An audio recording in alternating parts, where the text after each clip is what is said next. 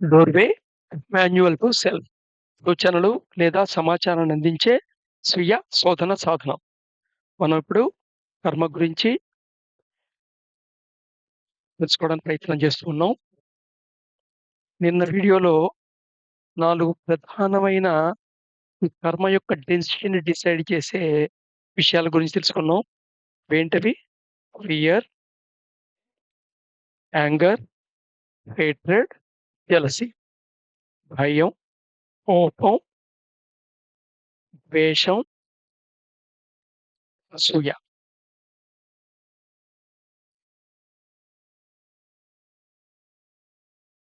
So, మనం identify అవుతాం. దేనితో ఐడెంటిఫై అవుతాం? నీ శరీరంతో నువ్వు ఐడెంటిఫై అవుతావు. నీ యొక్క మైండ్‌తో నువ్వు ఐడెంటిఫై అవుతావు. అయితే ఈ శరీరానికి, మనసుకి బియాండ్ విషయాల గురించి ఎవరైతే ఎక్స్‌పీరియన్స్ అవుతారో యోగిక్ ప్రాసెస్‌లో, వాళ్ళు ఇంకా చాలా వాటిలతో ఐడెంటిఫై అవుతారు. కారణ శరీరంతో ఐడెంటిఫై అయ్యే అవకాశం ఉంటుంది. భక్తితో ఐడెంటిఫై అయ్యే అవకాశం ఉంటుంది. ఈవెన్ డివైన్ ఫ్రాగ్మెంట్ ఆత్మతో ఐడెంటిఫై అయ్యే అవకాశం అయి ఉంటుంది. కర్మతో ఐడెంటిఫై అయ్యే అవకాశం ఉంటుంది.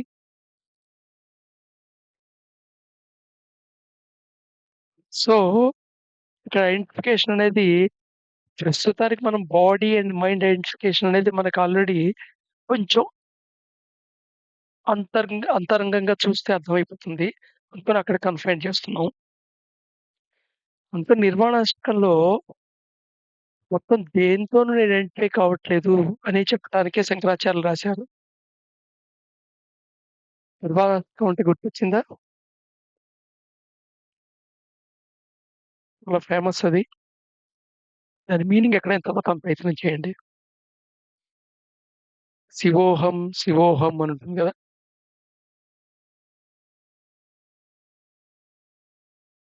సో, ప్రస్తుతానికి మనం చాలా స్ట్రాంగ్‌గా ఐడెంటిఫై అవుతున్నది మన బాడీతో, మన మైండ్‌తో. ఈ బాడీ అండ్ మైండ్‌తో ఐడెంటిఫై అవ్వటంతో వాటిని సంరక్షించుకోవడానికి ప్రయత్నం చేస్తాం. ఈ సంరక్షించుకోవడం తప్పు అని నేను చెప్పట్లా. బట్ సంరక్షించుకోవటం అనేది ఒక ప్రాసెస్. సో, టోటల్ ఎవల్యూషన్ ప్రాసెస్‌లో ఇప్పుడున్నట్టుగా నగరాల్లో, సిటీల్లో, ఇళ్లల్లో లేం గదా! కొన్ని వేల జన్మలు మనం గూడా జంతువుల్లాగా అడవిలో తిరిగిన వాళ్ళమే. సో, ఆ టైంలో ఏ క్షణంలో ఏ ప్రమాదం ముంచుకొస్తుందో తెలీదు. అప్రమత్తంగా ఉంటాం. ఈ అప్రమత్తం ఉంటాం అనే అవేర్‌నెస్ కంటిన్యూ అవ్వాలి అనేది ఎక్కడి నుండొస్తుంది? ఎనర్జీ లెవెల్‌లో నిన్ను నువ్వు సంరక్షించుకోవటం అనే దాంట్లో వస్తుంది. నిన్ను నువ్వు సంరక్షించుకోవటం అనే మోటివ్. నీ ఇంటెన్షన్ నీకేమీ హాని జరగకూడదని. సో, అందుకని నువ్వు నీ బాడీతో ఐడెంటిఫై అవుతావమాట. దాని ట్రేసెసే మనకి ఎవల్యూషన్ మెమరీలో ఇప్పటికి కూడా ఉండిపోయింది.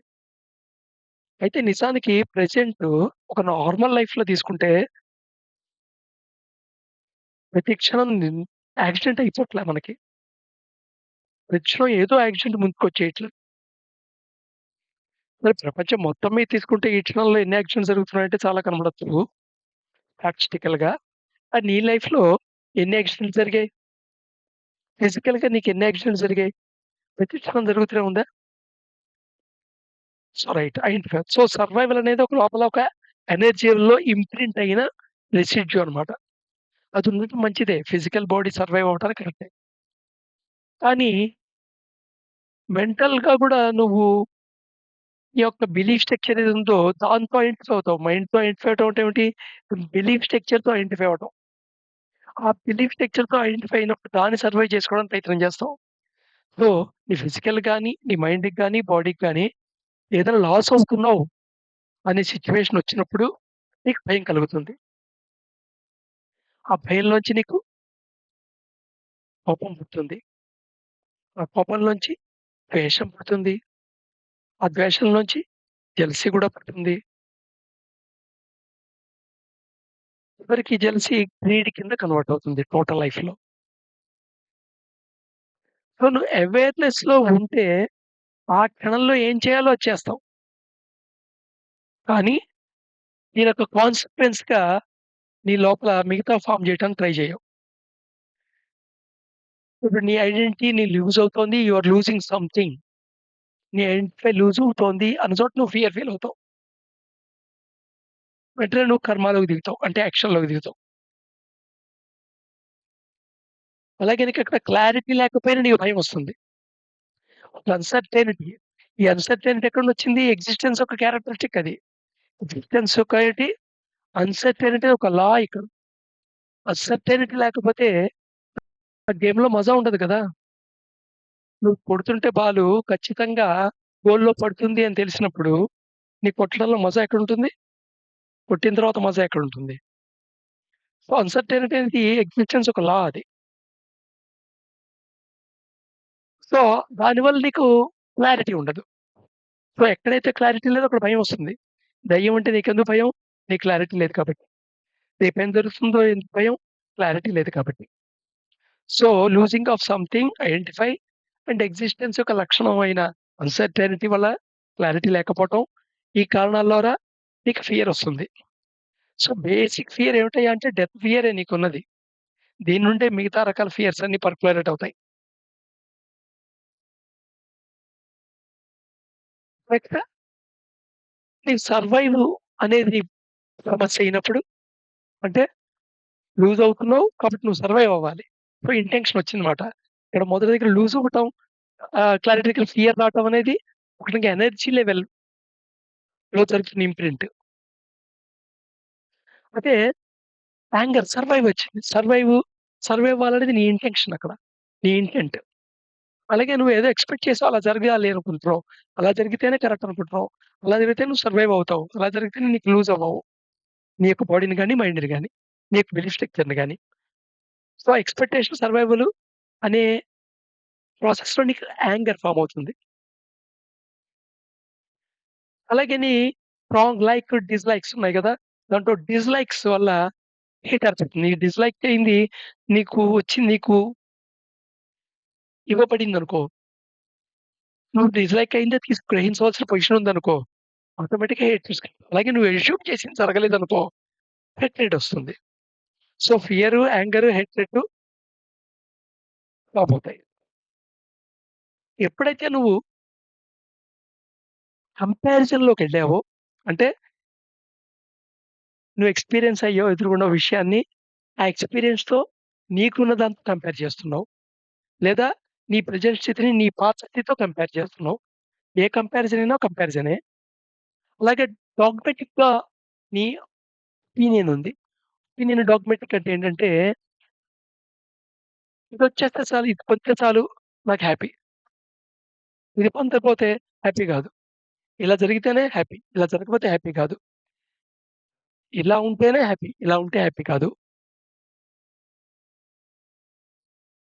ఇలా ఉంటేనే హ్యాపీ. ఇది హ్యాపీ కాదు అనే సాఫ్ట్‌వేర్ ఉంది కదా లోపల. లోపల నీ యొక్క స్టేట్ ఆఫ్ మైండ్ క్రియేట్ చేయడానికి తాళం చెవి బయట పెట్టేస్తావమాట. సో, ఈ డాగ్మాటిక్ ఒపీనియన్స్ అవి. సో, ఈ comparison so, of jealousy create చేస్తాయి. So, jealousy, hate, anger, fear అని ఒక స్టేట్ మాట. అది ఫియర్ రూపంలో బయటకొస్తుంది. ఎమోషన్ రూపంలో ఔట్ అవుతుంది.